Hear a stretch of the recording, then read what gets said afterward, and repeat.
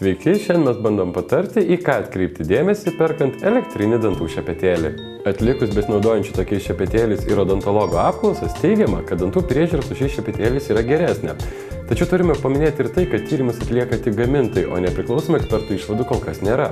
Elektrinis dantų šepetėlis gali būti priemonė skatinanti labiau pasirūpinti savo dantimis. Valant tokių šepetėlių reikia mažiau pastangų, jis atlieka sukomosius judesius, kurios žmogus ne visuomet atlieka taisyklingai. Tai ypač aktualu vaikams, kurie ganėtinai atmestinai išsivalo dantis ar visai pamiršta tai daryti.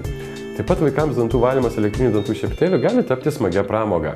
Šių prietaisų šepetėliai būna su natūraliais ar sintetiniais, bei įvairaus kietumo ar minkštumo šereliais. Elektriniai šepetėliai pagal valymo tipą skirstomi į 3 rūšis. Ultragarsinė technologija, naudodama vibracijas, suardo apnašas ir padeda skatinti seilių susidarymą. Tokiu būdu užtikrinama papildoma drėgmė ir apnašų šalinimas. Šie šepetėliai laikomi efektyvesniais ir yra brangesni. Dantų šepetėlis su priešingos krypties vibracijos funkcija, vieni šereliai sukasi viena kryptimi, o tuo tarpu kiti šereliai kita.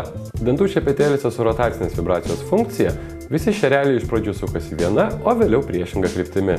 Įsigydami elektrinį dantų šepetėlį mokėsite už jo rankeną arba pagrindą, kurie ir sudarys liūto dalį kainos. Tačiau nepamirškite, kad papildomai kainuos keičiamas šepetėlio galvutės. Ne tik įsitikinkite, kad jūsų elektriniam dantų šepetėliui visada bus reikiamų galvučių, kurias reikia keisti maždaug kas 6 mėnesius, bet kad ir jų kaina jums bus tinkama.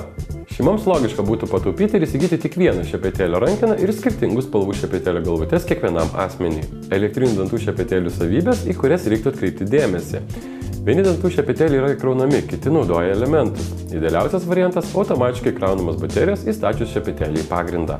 Laikmačiai. Vieni laikmačiai kas 30 sekundžių praneša, kad laikas valyti kitą dantų plotą.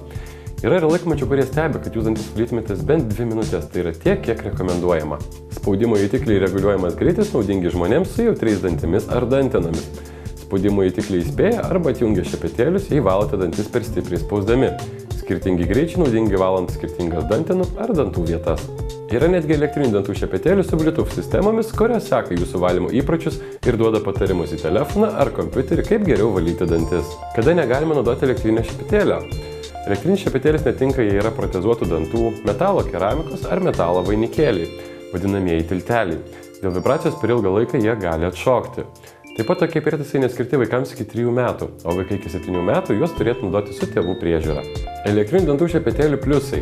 Reikia mažiau pastangų valantis dantis, kai kurios funkcijos leidžia sveikiau ir geriau išvalyti juos, taip pat nuvalo daugiau apnašų nei paprasti dantų šepetėliai. Minusai – brangi pradinė kaina ir reikalingos keičiamos galvutės. Prastesni prietaisai reikalauja daug energijos ir jų baterijos greitai išsenka.